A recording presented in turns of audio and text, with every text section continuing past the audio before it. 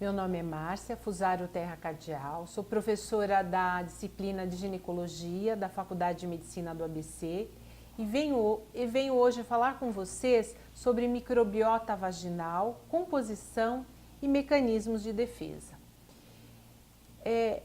Gustave Döderlein, em 1930, começa a estudar e descobre os famosos bacilos de Döderlein, os lactobacilos, que realmente têm uma importância fundamental no mecanismo de defesa, no equilíbrio e na microbiota vaginal. Somente por volta de 1950, com meios de cultura, aeróbicos, anaeróbicos, é que nós podemos analisar um pouco os agentes bacterianos, microbianos existentes no conteúdo vaginal. E por volta dos anos 2000, com o advento da biologia molecular e o estudo dos genes bacterianos, se realmente percebe todos os componentes dessa microbiota vaginal. Qual a importância dessa microbiota? O equilíbrio da microbiota é fundamental para que se faça a prevenção das chamadas vulvovaginites. As vulvovaginites são a principal causa de consulta ginecológica e a principal infecção ginecológica existente. Por volta de 25 a 75% das infecções são vulvovaginites. 95% das mulheres sexualmente ativas. 20% de meninas na infância, com prejuízo em qualidade de vida por conta dos sintomas. Infecções associadas, por exemplo, infecção urinária, doença inflamatória pélvica, doenças sexualmente transmissíveis, complicações reprodutivas, esterilidade e complicações gestacionais que são operatórias. Portanto, as vulvovaginites representam um desequilíbrio de flora, é muito frequente e traz complicações. Complicações tanto para a mulher como para uma possível gestação. Além disso, a ascensão dessa infecção pode resultar em doença inflamatória pélvica ou moléstia inflamatória pélvica e outras como reprodução e infecções sistêmicas. Na obstetrícia, nós podemos observar a coriamnioniite, a infecção ovular, como aborto, parto prematuro, pós-parto. Portanto, é muito importante que nós possamos conhecer melhor a microbiota habitual da vagina. Nós podemos observar que os bacilos de Döderlein são fundamentais para esse equilíbrio, mas nós temos como microbiota normal, os bacilos difteroides, os estafilococcus, alfa, beta e não hemolíticos, os anaeróbios facultativos, como Klebsiella, Enterobacter, Proteus, Pseudomonas, anaeróbios obrigatórios, como bacteroides, Peptococcus, Peptostreptococcus, Fusobacteria e Clostridium. Todos esses fazem parte da microbiota normal, portanto, não há indicação para se fazer uma cultura de conteúdo vaginal, porque imaginemos que cresça um Proteus ou uma Klebsiella, vai vir consequentemente um antibiograma e vai fazer com que o médico faça um tratamento desnecessário, sendo que na porcentagem, na proporção correta, é perfeitamente normal.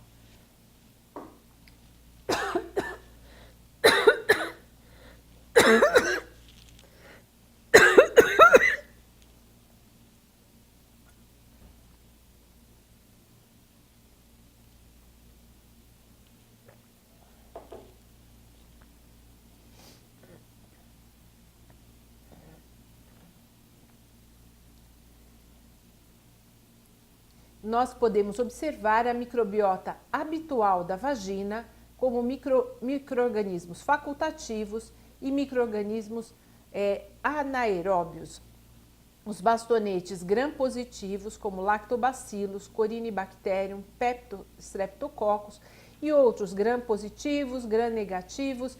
Portanto, se nós fizermos uma cultura de conteúdo vaginal, vamos encontrar muitos dessas bactérias que em proporções normais é perfeitamente normal. Existem diferentes espécies de lactobacilos e eles formam um biofilme natural revestindo a mucosa.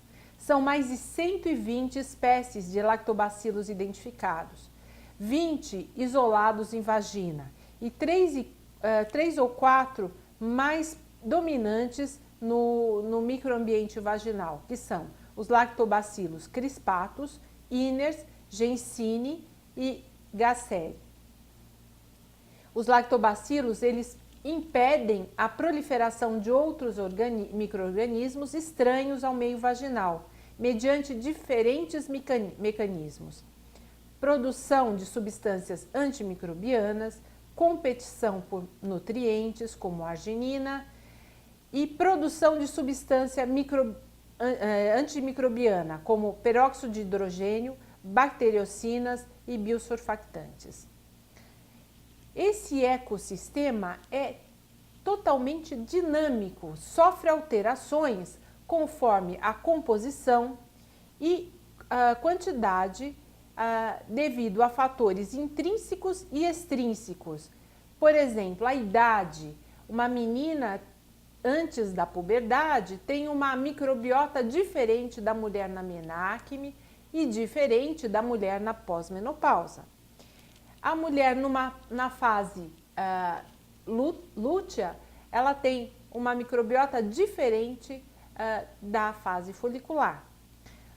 A mulher usuária de contraceptivo hormonal também e não hormonal. Gravidez também muda a microbiota. Os níveis hormonais, o estado emocional, os hábitos de higiene, as substâncias antibióticos, espermicidas podem modificar essa microbiota. Também as etnias, o coito desprotegido, as duchas, desodorantes íntimas, o número de parceiros sexuais, automedicação, ambiente endógeno, ambiente imunológico e estado emocional. No que consiste a microbiota vaginal? Consiste de muco, de transsudação e de células cérvico-vaginais descamadas.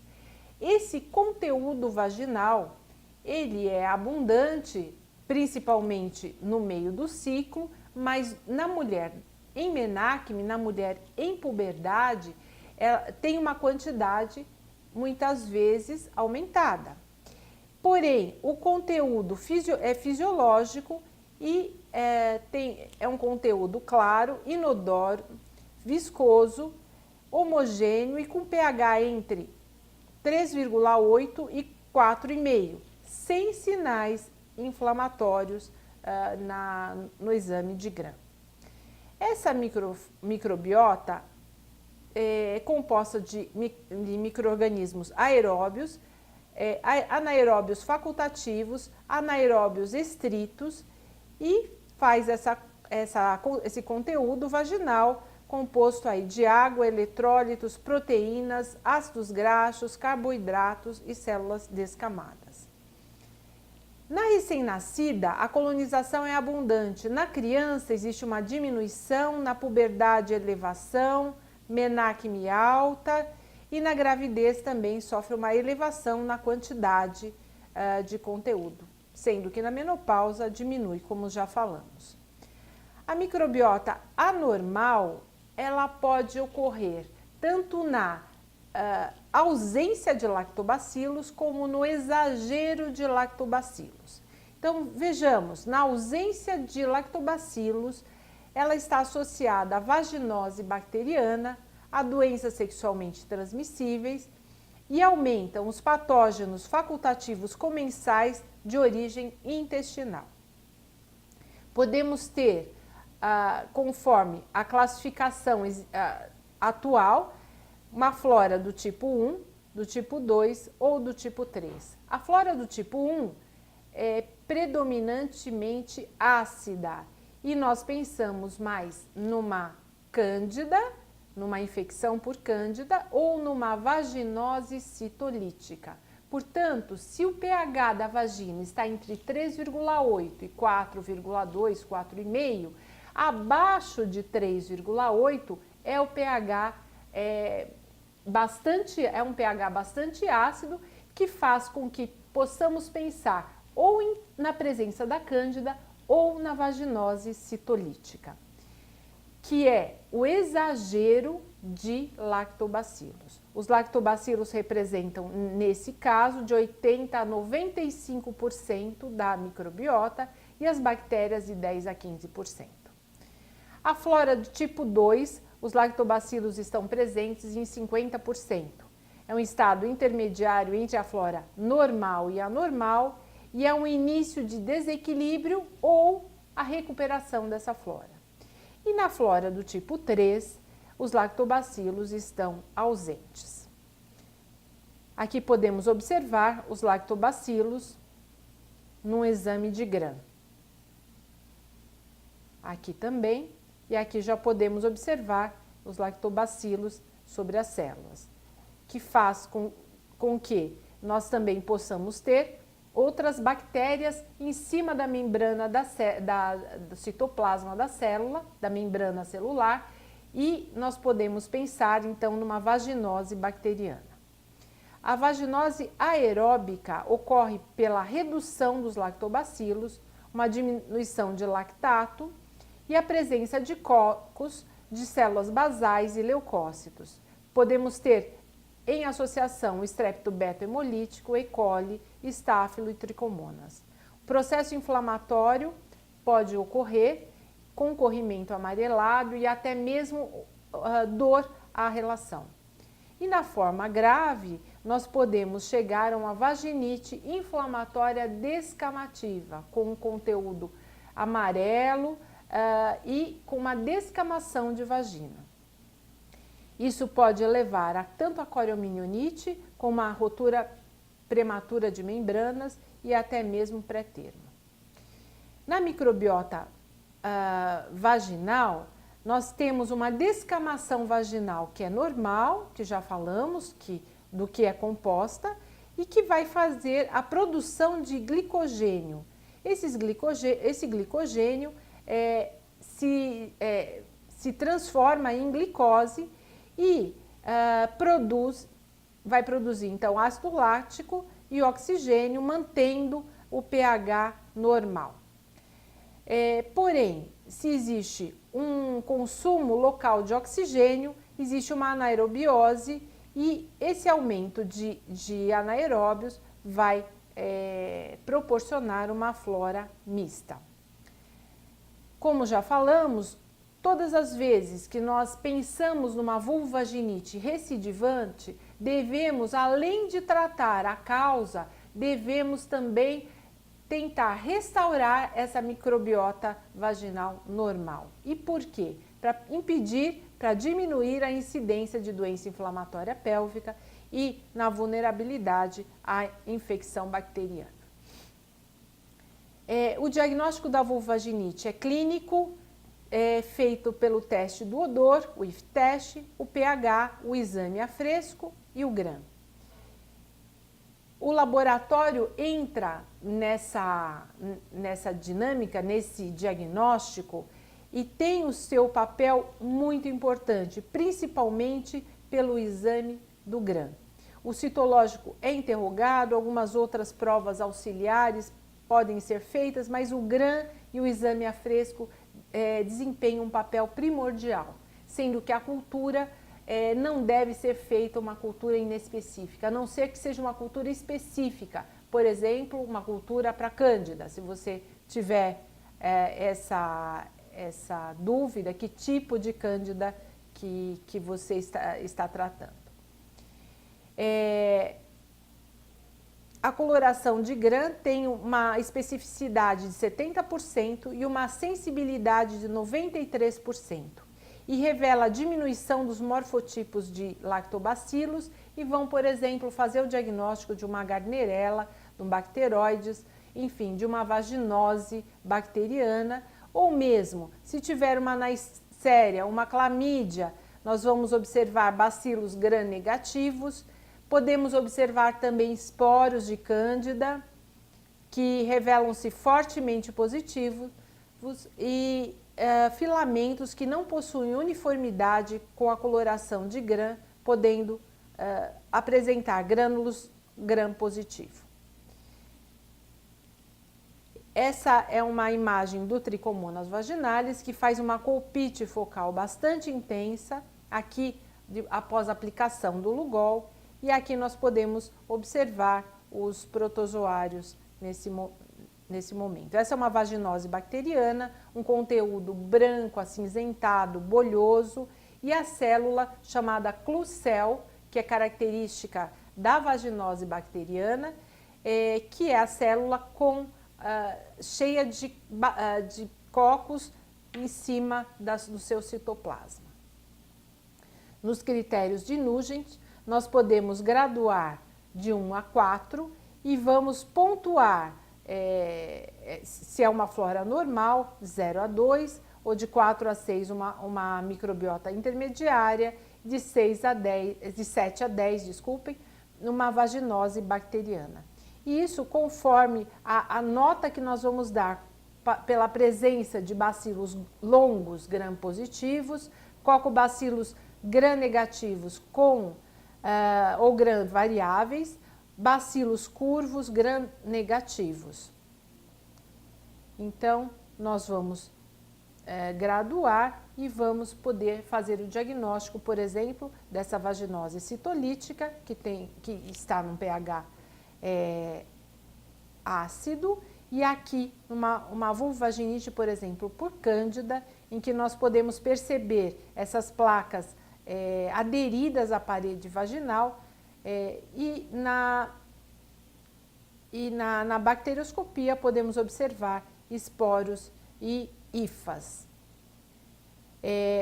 A cândida tem a cândida sp a cepa mais frequente, e o exame direto a fresco faz o diagnóstico na maior parte dos casos, e na minoria que nós precisamos realmente fazer uma cultura. Sabemos que as usuárias de contracepção hormonal têm uma incidência um pouquinho maior, e a maior frequência de cândida é na faixa etária de 26 a 30 anos.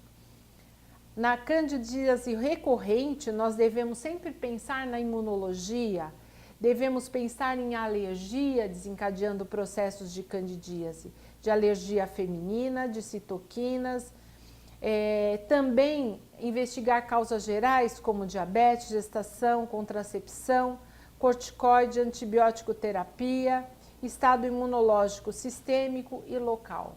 Devemos também orientar a questão de higiene, vestuário adequado, orientar a relação coital, as duchas vaginais, diafragma, côndom, alergia e infecção. Sabemos que as vulvovaginites recorrentes têm como sua principal causa de persistência o erro diagnóstico. Então, precisamos aprender a diagnosticar melhor, a entender melhor sobre a microbiota para poder tratar mais adequadamente. A mudança de parceiro, patologia associada à persistência de pólipo ou ectopia podem fazer persistir uma vulvovaginite. E o que é importante? O mecanismo de defesa do trato genital depende do hospedeiro, do agente e da microbiota. Então, nesse tripé é que realmente reside o equilíbrio que vai fazer com que a mulher tenha a sua saúde genital. Lembrando que situações emocionais também podem desequilibrar esse mecanismo de defesa. Muito obrigada e coloco-me à disposição. Obrigada.